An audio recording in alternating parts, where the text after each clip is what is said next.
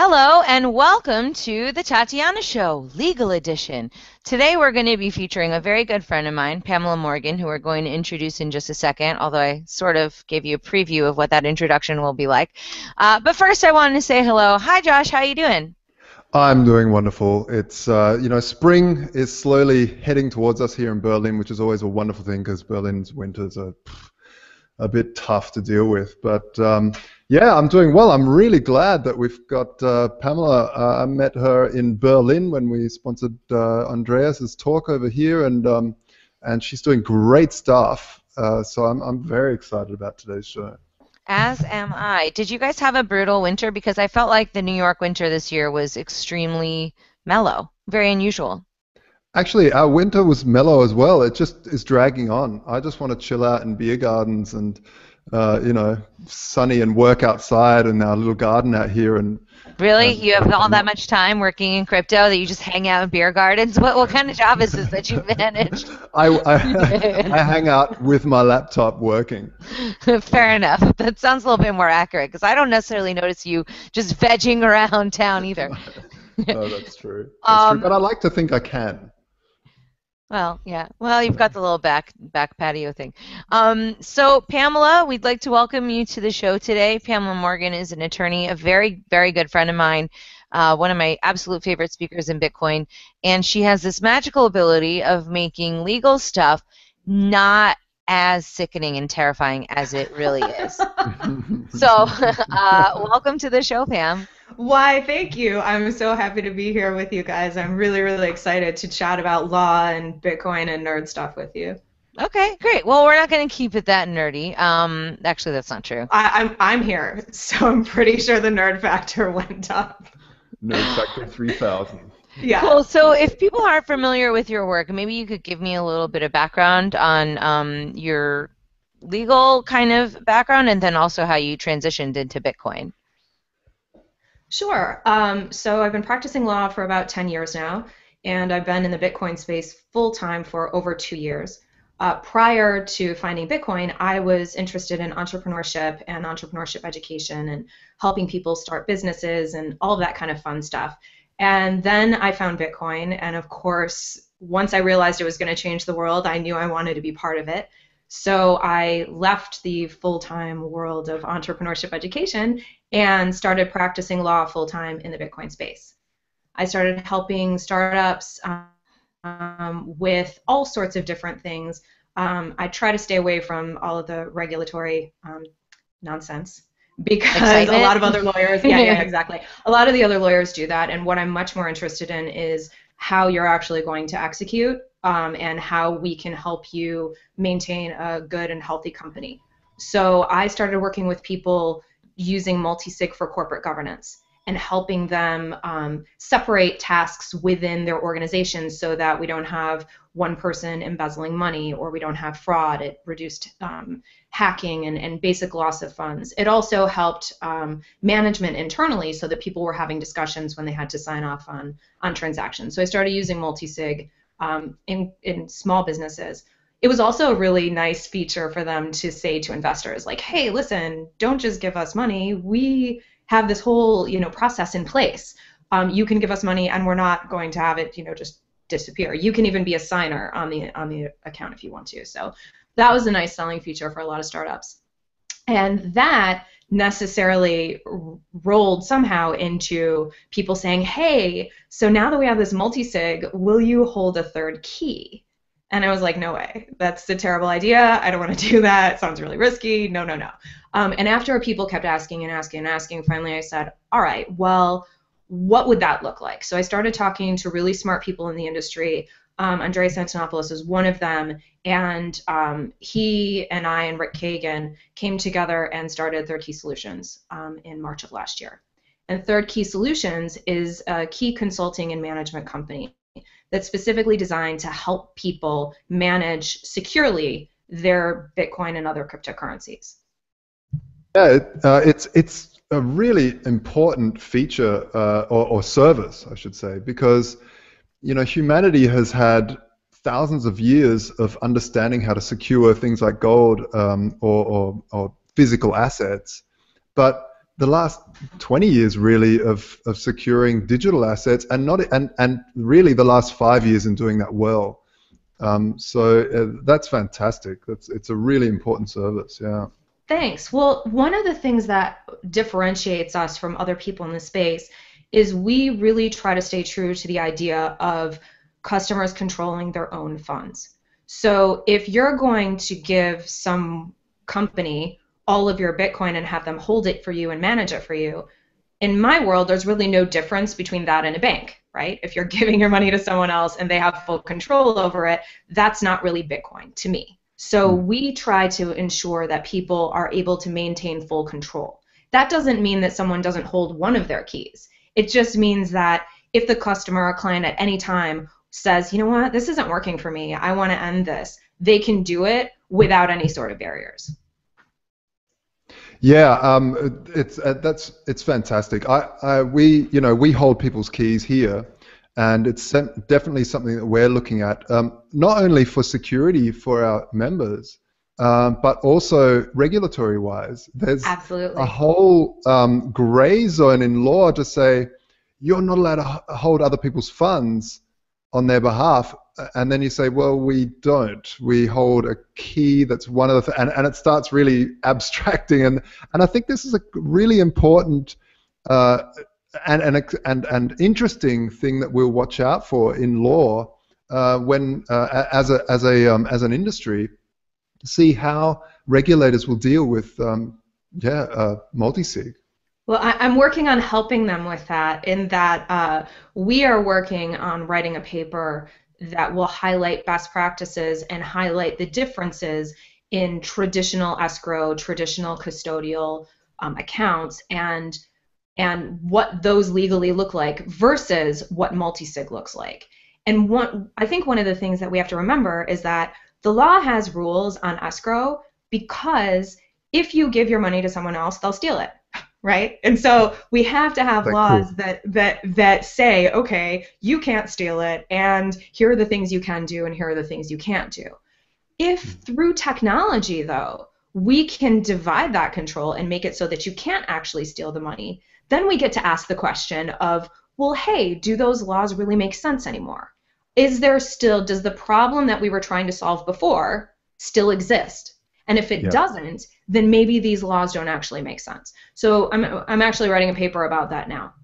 I would say also it would highlight the truth behind some of these regulations. Are they there to protect the consumer, or are they there to protect banks from having competition? Are they there to put so many barriers of entry in that startups can't compete? And having these sort of technologies really make that more obvious, because absolutely, it forces the conversation, right? Yeah. It forces us to have a conversation. If we can provide consumer protection through the technology itself, then why do we still need these laws? What purpose are they serving? And let's be honest about that. Yeah. Which I think is a great thing. I love it when we get to rethink systems and rethink kind of systems that aren't actually working for people in a lot of ways. And that was one of the things that drew me to Bitcoin.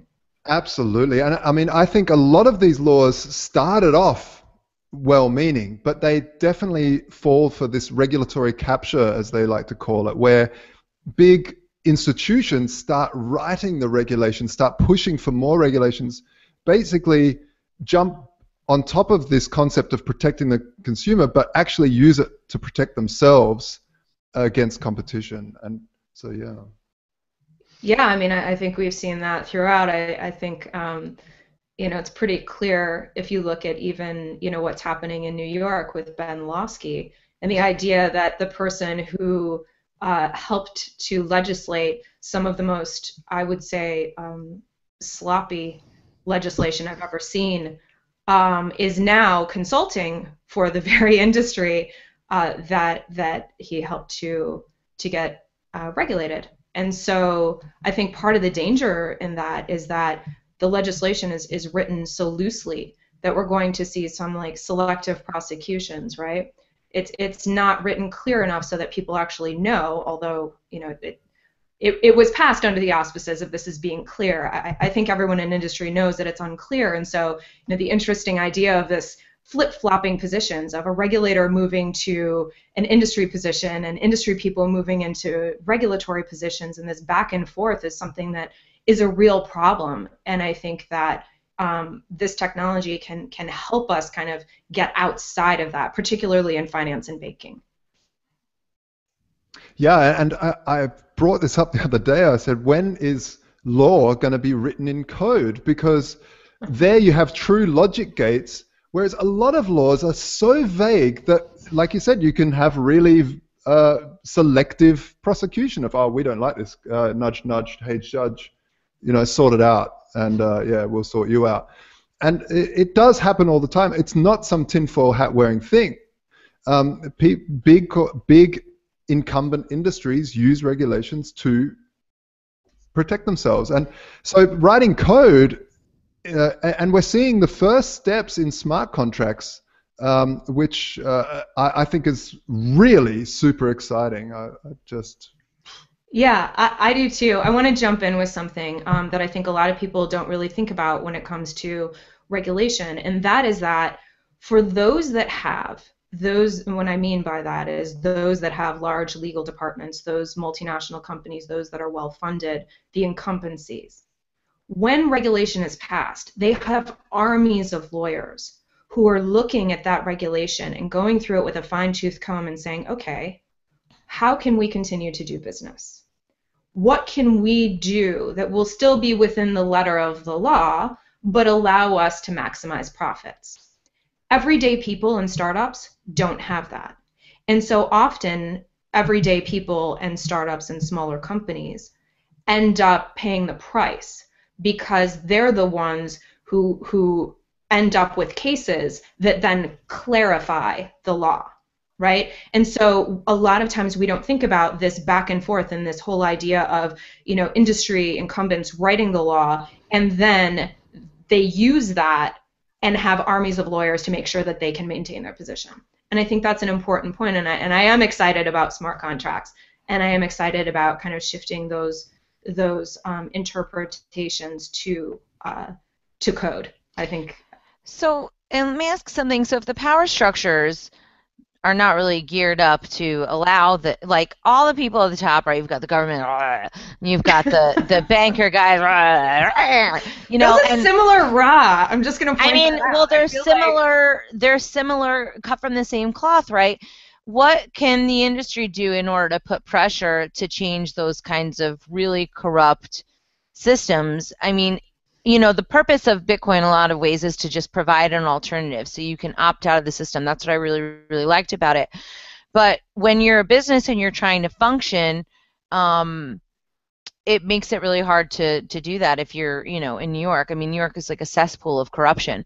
And if the rest of the people in America are subject to the laws of the overlords, how can we take advantage of that technology properly? Do we just keep pushing back and hopefully, you know what I'm saying? Because maybe if they have the option, they won't be allowed legally to use the options that are, let's say, unregulated.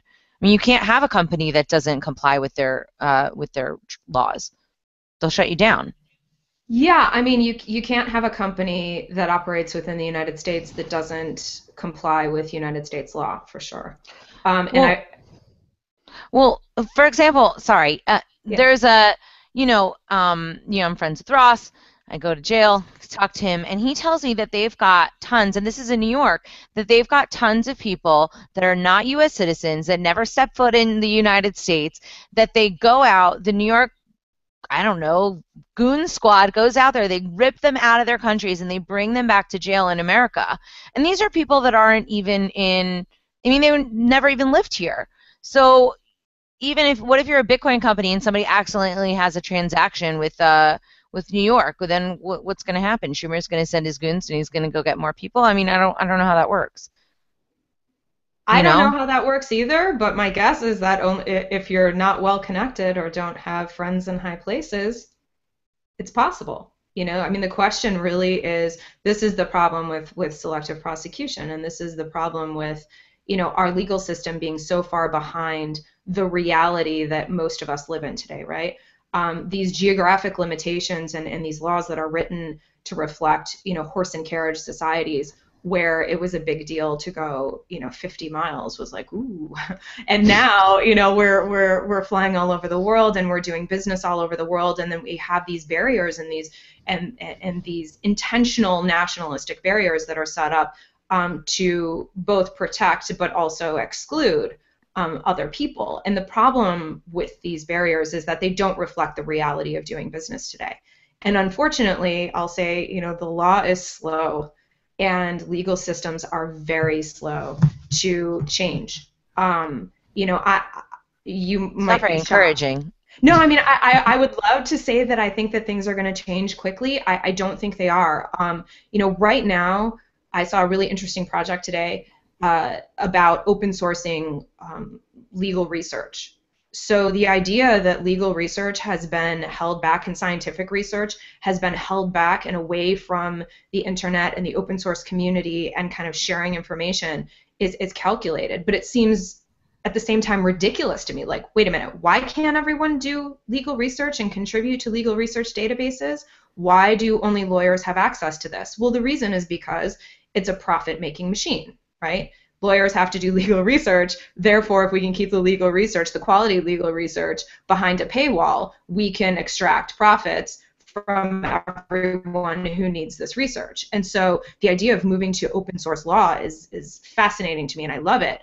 But part of me is like, wait a minute, why hasn't this already happened? Like, I feel like we're so far behind in even encrypting communications, for example. Like, most of my clients either don't have GPG keys or don't actually communicate encrypted until I teach them. So part of the learning curve is teaching them how to encrypt their communications. And it's like, wait a minute, why aren't we all already doing this? So I think that it's not just the law, but I think it's also our actions that kind of lag behind because we're all busy. Like, everyone has kind of more important things to do.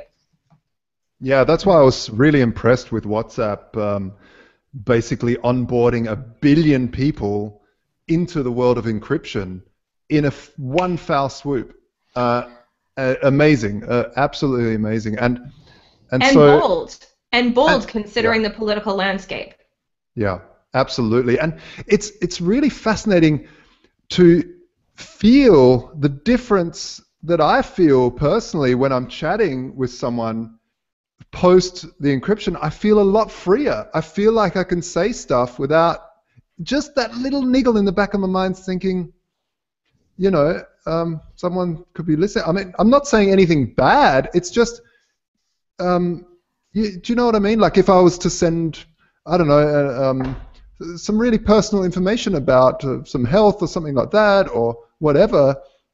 But yeah, even if not, right? Like, we live in homes that have blinds or curtains on our windows for a reason. Because we don't live in glass houses because we don't want everyone seeing what we're doing all the time. Maybe that just means you don't want people seeing that you're sitting on the couch. It doesn't mean that you're doing anything wrong. And this idea that we have to defend ourselves every time we want privacy, I think is a real societal problem. And I think this is something that we really need to push back on. Because privacy is not the same. Wanting privacy is not the same as wanting to do bad things.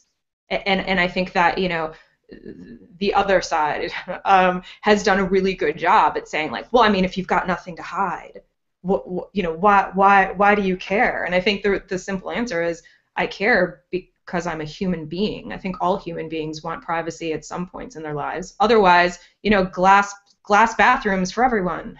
Like, no one wants that. Yeah. I don't want glass bathrooms for everyone. Me neither. I'm just saying, right? Well, people act differently when they know they're being monitored. I mean, they've done studies on that. And I don't really, look, I read 1984 a long time ago, and that book scared the hell out of me. And I read it later on as an adult, and it scared me even more, especially in the age that we're in right now. Yeah, absolutely. Yeah. Hey, did you guys see they're making a Snowden movie? Yeah, no. It looks amazing. Oliver Stone is making Oliver Stone. And really? The trailer looks fantastic. It's yeah, I think that they're making a hero out of, because sometimes I think that all three of us are kind of ideologically driven, right? And there's different points where you start thinking, man, mankind is doomed. But I think if you think about the fact that the Snowden movie is being put out by Oliver Stone, I haven't seen it yet. Maybe it won't be that favorable, but I imagine that it's going to make him into a bit of a hero. And I think that that kind of approval and thumbs up from society is also really important, because when people think about Snowden, sometimes they look to the left, they look to the right, they say, okay, you know, what's going on? What do my friends say? But if it becomes socially acceptable to think that what Snowden did was a service to the country, then I think that more people would kind of join into that bandwagon. I think that's great for the causes that I think Bitcoin strives to bring into focus. Do you know if Snowden is involved at all? In the movie? No, Yeah. I literally saw it yesterday or something, and I didn't even watch the whole trailer, but I thought to myself, good job, my people. Keep growing. Like, I just wanted to kind of grow that, you know, little rebel mind. So I'm like, it's starting. Yes, I love it. I just wanted to also mention that, you know, the argument that, look, if you're not doing anything wrong, then why do you care, is really, really, really, really dangerous. Because if you have a society where everything is being watched by a single party, then that party has ultimate control. And I'm not talking about your silly, oh, I ate a baguette and here's a picture of my cat. I'm talking about the central authority saying, look, judge, we know you like this, this, and this in your fetishes, and if you don't do this, this, and this, we're gonna just expose you. And by the way, Mr. Policeman, and so after a while, it's not your things; it's the society starts getting very quickly corrupted and very quickly controlled by a single party. So yeah, I think that's a really good point. And, you know, this is not strange. So for attorneys, we have client confidentiality. This is in our ethical rules, right? And so we know that clients won't speak to us unless they can speak to us in confidence, unless they know that we can't share it. And so we're prevented from sharing information of our clients. And it's not me that has the right, it's the client that has the right to privacy. And so why that would be, you know, thrown out the window, or why we have this idea that, you know, privacy isn't something that we all value now, I don't know where that came from, but I think it's a fallacy. I think it's not true. And I think it's an easy, you know, quick tagline, but I think if we actually analyze it in any meaningful way, we can't help but come to the conclusion that society is going to be worse off, that all of our relationships are going to be worse off if we have a surveillance state. I think we all agree on that. We come to agreement? Is that what just happened? Yeah, see, that's how it works with Bitcoin. It's not all bickering and backstabbing. It's consensus. Well done. Yeah, wow. All right, great. No, so now that we solved the security problem worldwide, exactly. What else do we need to tackle? How about death? Woo, all right.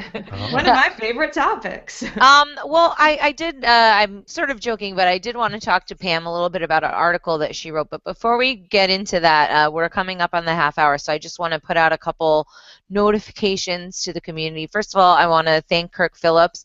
He is sponsoring this episode. He's from the Bitcoin CPA. Pam, you guys need to talk. I'm going to connect you guys. But anyway, what he did was he created these really, I mean, first of all, is it Bitcoin CPA, right? The bitcoincpa.com. But he's also creating courses in order to teach people how to process their taxes and like what they need in order to do it. I know that we just missed the tax deadline. Some people maybe did, maybe didn't.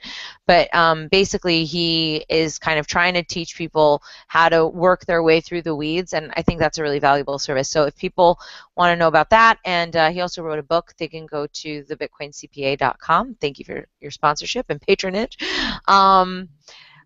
Next week is consensus. So next week we're doing the anti-consensus party. That's what I'm unofficially calling my show with Zhao Tong. Do you guys know Zhao Tong? Yes. Amazing. It's Sure, going to be amazing. super fun. So Monday night at the Mean Fiddler from 8 p.m. to 1 a.m., which is at 47th and 8th in New York, right after, I guess, the first day of consensus. Once you're done, working with the banking and regulators, you'll probably need a stiff drink. So, I mean, you could always go to Coin Center dinner if you have $250 to drop on a plate to hang out with people that you already see all the time. You can go. I'm really bad. I really need to clean this up. Anyway, I'm just kidding. If people want to come and have a good time, me and Zao are going to be doing a show. A portion of the proceeds are going to benefit Free Ross, of course, a thing I'm very passionate about. And then Tuesday night, there's a party that CoinSource, Snapcard, and KeepKey are doing a private event with me and Wax and PR. So if people want to find out more about that, they can write me, cryptomediahub.com. And that's all the plugging that we have for today. So Pam, you recently wrote an article about death in Bitcoin, and I was depressed reading this article. I didn't like it.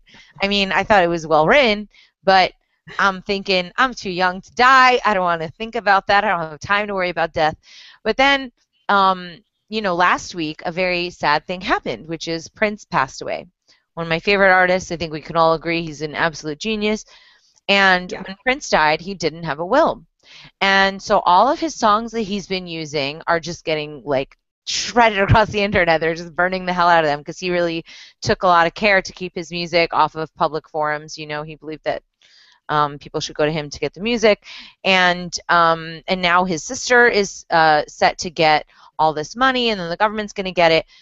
But it drove home to me, wow, any day, boom. He didn't expect that. I don't think he expected. He was 57 years old. I don't think he was going to croak.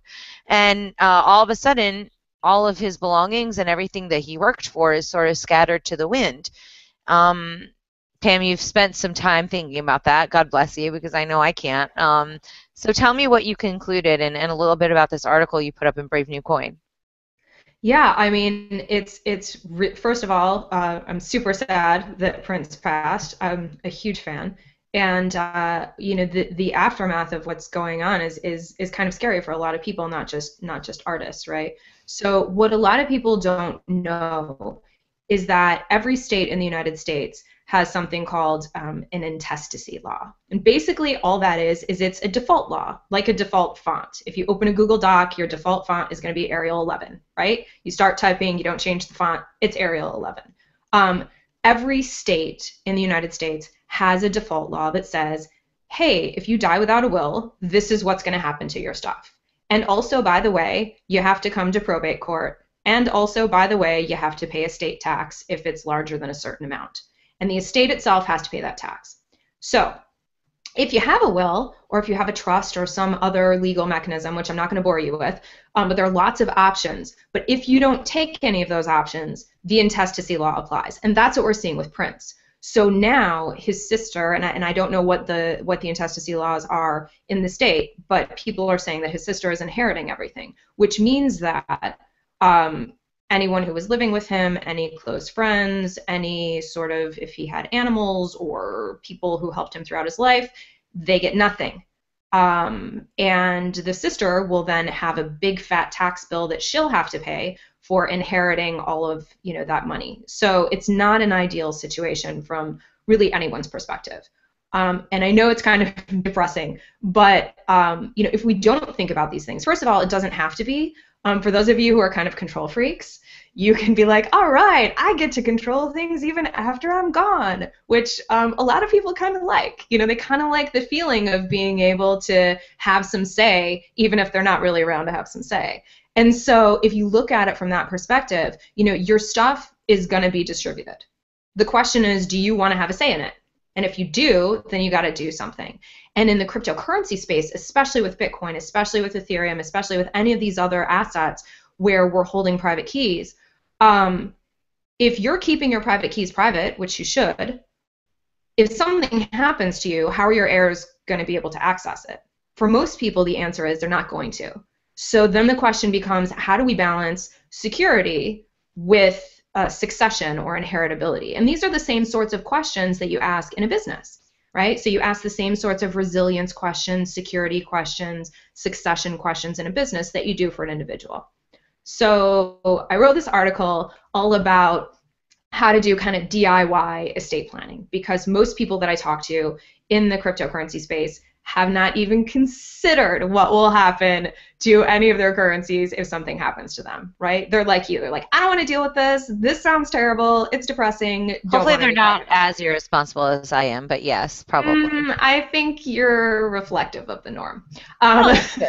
So, the thing is that, and it seems like a huge project, right? Like it seems like, oh my God, this is way too big. I don't want to deal with this. So I wrote an article to kind of help walk people through the process. And it's just 7 steps that you go through, and you ask yourself some questions, and you sit down and kind of have an hour, to kind of write down some things and figure out, do you really need estate planning? If you've got 2 Bitcoin and you don't think Bitcoin's going to go to the moon, then, maybe it's not worth it. Maybe you don't care. Maybe you leave a note, under your mattress and say like, hey, I've got 2 Bitcoin, try to get in my computer, something like that. But if you've got a substantial amount of cryptocurrency, usually we see people that are like 25,000 US dollars or more, then most people say, okay, this is too much for me to just leave to chance. This is too much for me. I would want my family to be able to inherit this.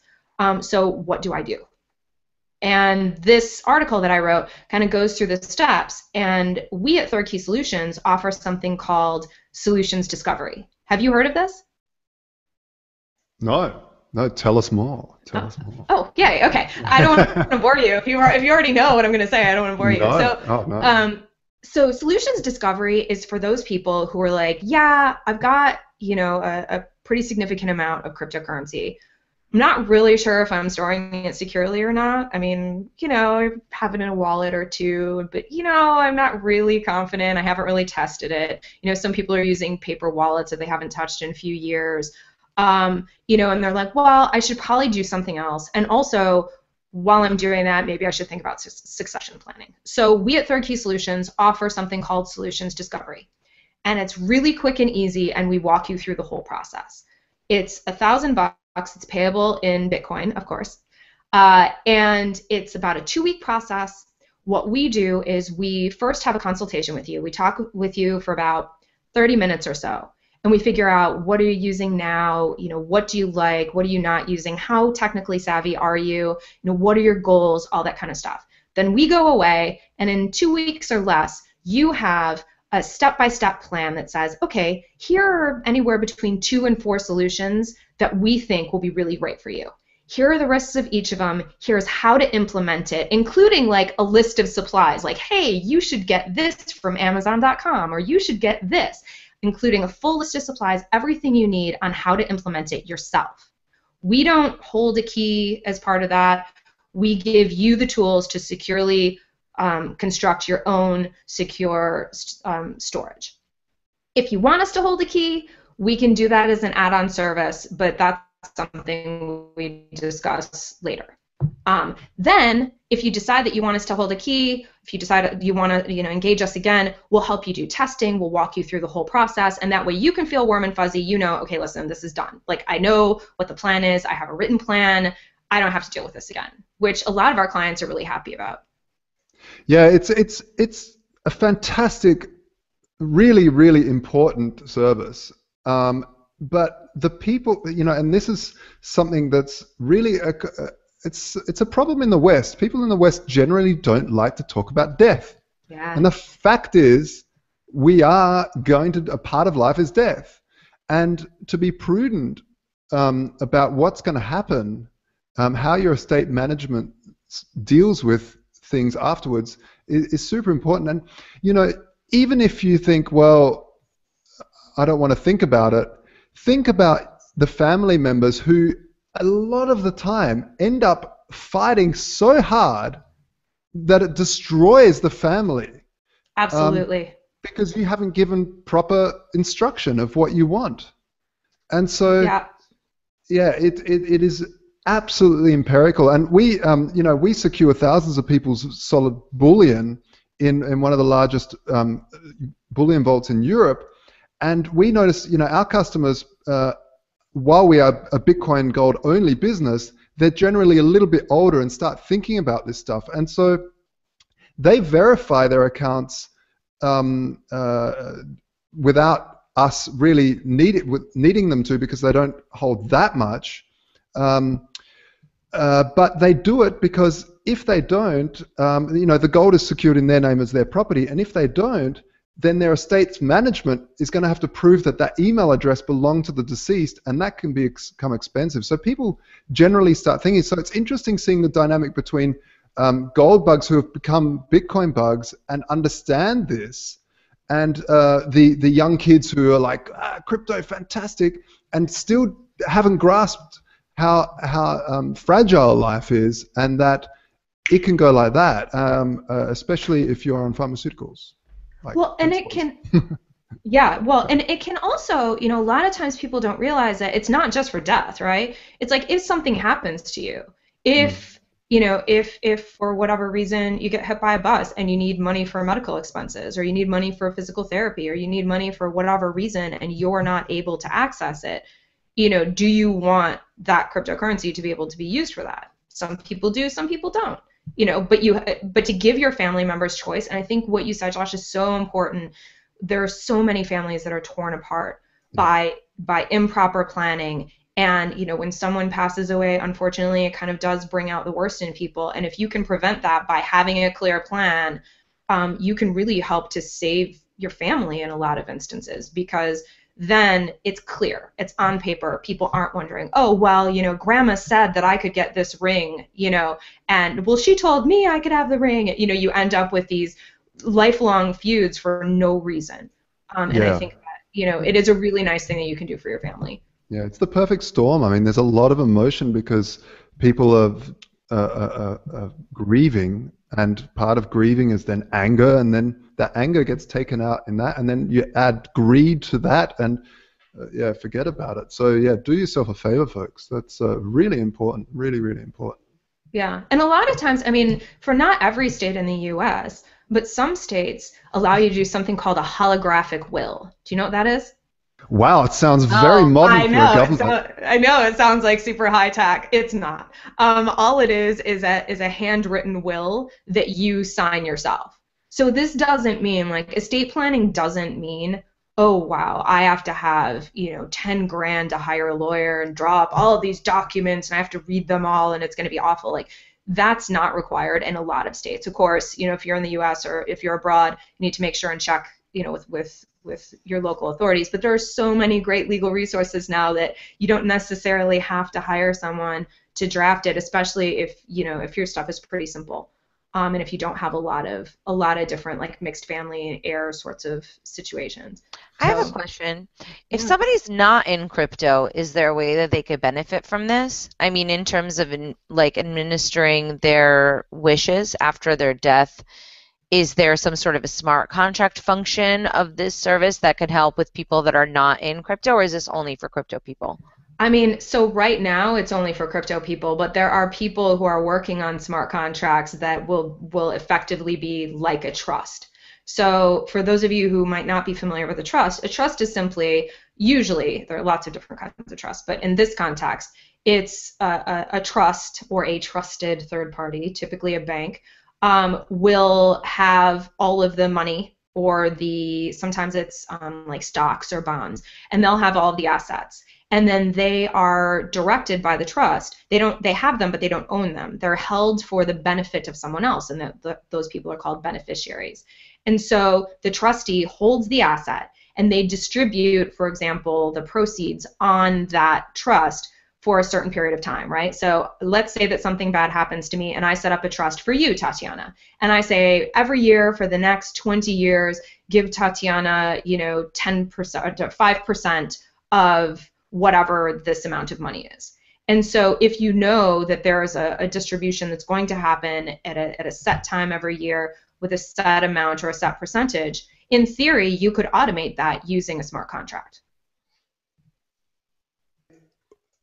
I like the future of smart contracts. I hope that they would do something for musicians.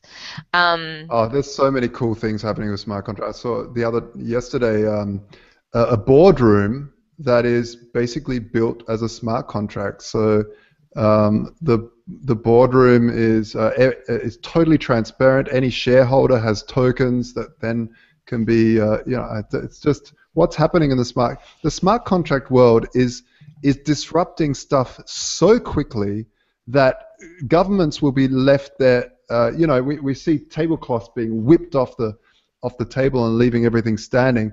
I think we're going to, this is the type of thing that's happening, is that governments will wake up and the tablecloth is gone, and they don't know how to they won't know how to deal with it, because the old laws just aren't written for what is about to come. It's stunning. I think we need to be really smart, though, as not to use the same word, but smart as we design smart contracts, because number one, moving to a fully code-based society, for those of us that are disenfranchised with the traditional judicial system, like on its face sounds awesome, right? But yesterday I was thinking about, like, what does this look like? If we actually play this out, what does it look like? And all I could think about was, like, the dreaded call center. So I have an account with Discover, a credit card with Discover. And do either of you have a Discover credit card? No, I got rid of all mine. I'm out of here with credit cards. Okay, so I wish I could, but I can't. So I've got a Discover, and then I also have some other credit cards. And Discover is my favorite card for one reason, and most people that I talk to have the same reason. Here it is. When you call Discover, you get a human being. What? I know. What are these things? What a human being? Not just a human being with a script. You get a human being that can actually solve your problem. You don't have to escalate to, like, okay, clearly this isn't working out. Can I talk to a supervisor? Can I talk to your supervisor? Can I talk to your supervisor? Hours and hours and hours on the phone. No. That doesn't happen with Discover. In my experience, at least, every time I have a situation, I call them, I get a human being on the phone who's empowered to make changes, who can say, oh yeah, you know what, that shouldn't have happened, let me reverse it. And I started thinking about that in the context of smart contracts. And then I started getting scared, because I'm like, oh my God, we could end up in a world where it's nothing but press 1, press 2, right? The equivalent of this, where you don't actually have a human being that can go in and make changes and go, oh yeah, that really isn't fair, or yeah, there was a glitch in the system and it didn't, it wasn't programmed right. And the idea that we're going to be able to create flawless programming that will never behave in an unexpected way, I think we all know is untrue. And so I was kind of looking at it from the other perspective and being like, oh wow, we really need, lawyers and programmers and lots of other people to come together and, like, walk through these smart contract systems and, like, do our best to prevent the hell that is press 2.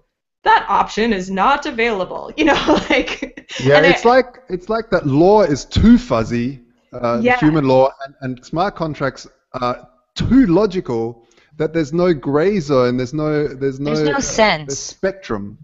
Well, and I think that there will be, right? Like, this idea of moving everything to a fully automated smart contract, I don't think we're going to see that anytime soon. And the reason is because it works fine with virtual assets, but when you start trying to interact with the real world, then it gets a little dicey. And then you have people involved. And when people are involved, there's always interpretation and there's miscommunication. And so I don't think that I think smart contracts will help to prevent a lot of disputes. But I don't think smart contracts are going to prevent all disputes. I think what will happen is that we're going to see different kinds of disputes and people in different positions than they would be with simple, like, paper promises, right? Because contracts right now, that's all they are. They're just paper promises back and forth. Where when we have code promises, now the code's going to enforce it. But you still might end up on the wrong end of that. Does that make sense? Yeah, absolutely. This is what I love about Open Bazaar, is that you have these smart contracts in place. Well, they're multisig, which is a type of smart contract, I guess. But at the end of the day, you can have a marketplace of judges. A marketplace of judges that have to compete to be as fair as possible, otherwise they stop getting business. So if one judge is found to be corrupt, then they just go out of business. And so they will ask for two sides of the story and really make sure they get it right. Whereas when you have a monopoly on judges, like we do with our current society, well, you know, it's whatever they feel like. If they wake up on the wrong side of the bed, 20 years.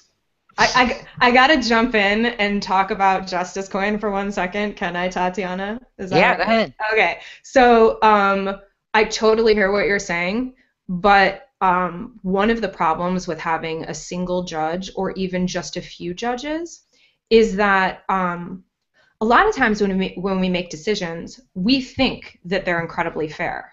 But one side or the other is either better at persuading you with their opinions, or maybe one side doesn't have all of the information that the other side has. And so you end up with an unfair outcome, even though on its face it looks like from the evidence presented, right, it was a fair outcome. And so you have these issues. And so one of the ideas I had really early on that I'm still in love with, that I still want to do, if anyone out there wants to do this with me, contact me. So this idea of having, for lack of a better term, justice coin, but you don't have to have a coin and it doesn't have to be justice.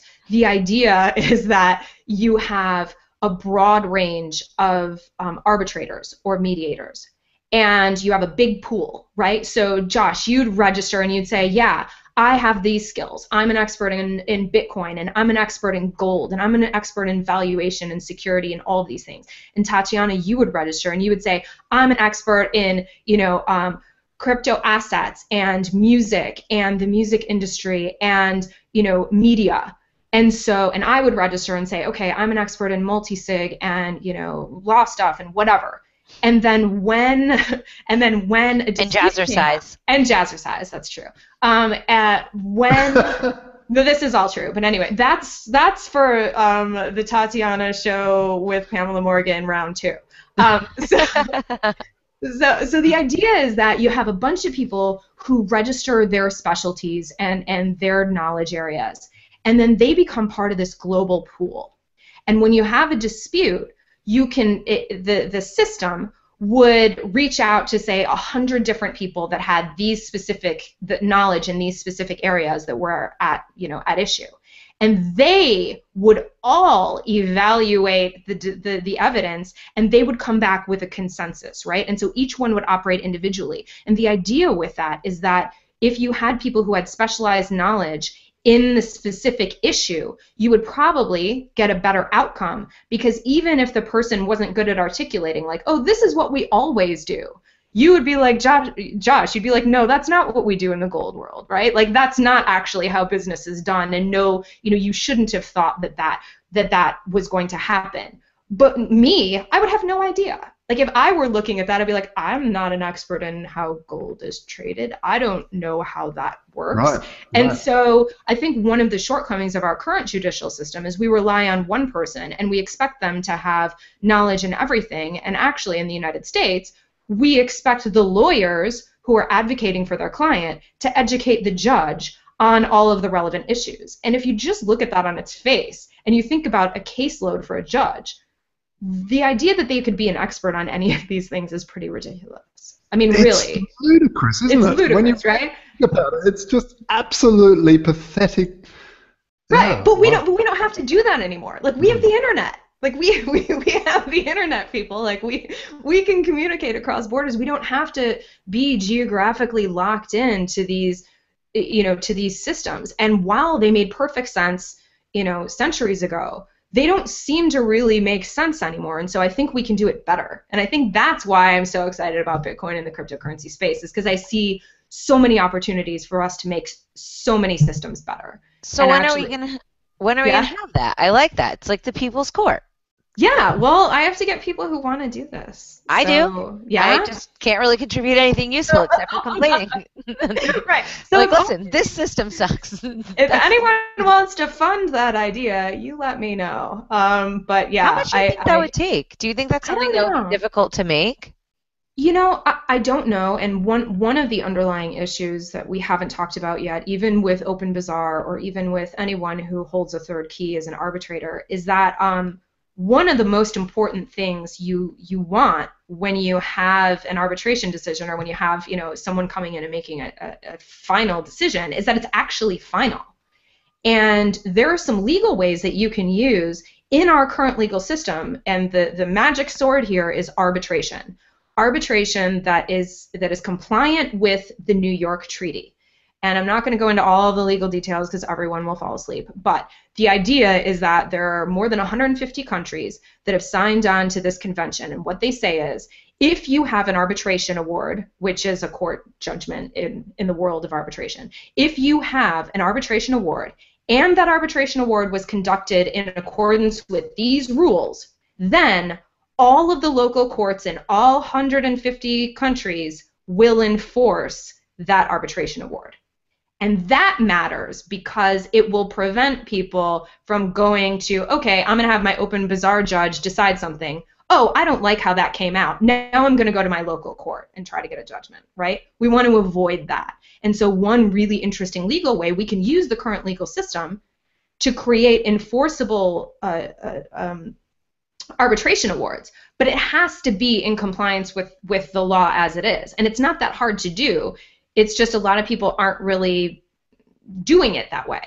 So then you have an issue where, like, okay, if I'm an arbitrator, but I'm not, if I hold myself out to be an arbitrator, but I'm not actually following these rules, then you, Tatiana, if you were a buyer or seller, could actually sue me and go, hey, Pamela decided that she sided with this other person. They wronged me out of X amount of dollars, and go to your local court in New York and pull me in if you knew that I was, your third-party arbitrator. So there's a lot of risk, there's a lot of reward, there's a lot of opportunity to design really cool systems that can serve our space. We're just not there yet.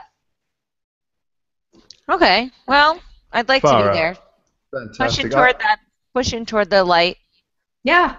I'm making progress. Without justice is really, it's really hard to consider yourself free without justice, I want to tell you something really quick before we go. Sure. I was in Rio when the Brazilian president was impeached. When she wasn't actually impeached, but they did the first vote to impeach her.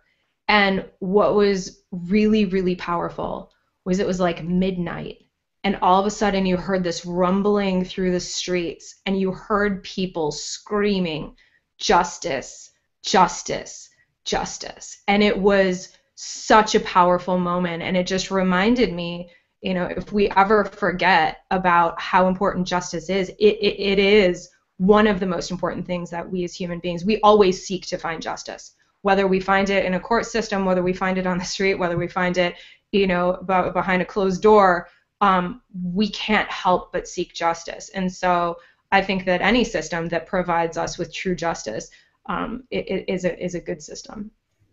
Well said, very well said. Wow. If all lawyers were this interesting to talk to, I'd be a very poor man. Because I would spend hours just yapping away at them. Pam, so before we wrap it up, as you know, we are being broadcast on many stations, and including Let's Talk Bitcoin. So we have a magic word. What is the magic word for today? I think we already know what it is. Oh, we do? It can't be the same magic word we had last time. I thought it should be justice. But I guess agree. Yeah, I felt like we were all on there. I agree. Yeah, no, I'm right there with you. Yeah. All right, good. So the magical word of the day is justice for this show. Pam, where can people catch up with you and find out more about Third Key and see more of your writing and all that stuff? You can find me on Twitter at Pamela JD, PamelawJD. You can find me at empoweredlaw.com. And those articles that are posted on that blog are primarily for lawyers, but I try to make them accessible for everyone. So please, take a look. And then you can also find Third Key Solutions at thirdkey.solutions, and that's the key consulting, management, and solutions discovery company. Excellent. I'm really happy that you are on with us. Josh, you have any parting words about Vaultoro today? Yeah, well, it's people are trading gold like crazy because of this volatility of Bitcoin. People are taking profits off the table. And what's beautiful is they're taking profits off the table and not going back to fiat. They're going back either into an alt like Ethereum or into bullion. And it's just wonderful to see that, hey, we don't need this paper debt-based stuff anymore. We can, and it's just, I just get excited about it every time. But we've got, we have to go, so I'll hold myself back. But if people want to get in contact with me, It's Joshua at Voltoro, or you can check out voltoro.com. We secure gold in top-tier Swiss bullion vaults for you.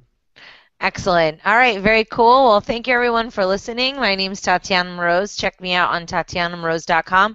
Or if you have any advertising, marketing, or PR needs for the Bitcoin space, go to cryptomediahub.com.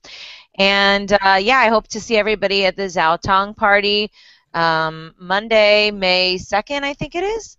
Yeah, I think that's the date. No, May 3rd. 8 o'clock at the Mean Fiddler, proceeds going to Free Ross.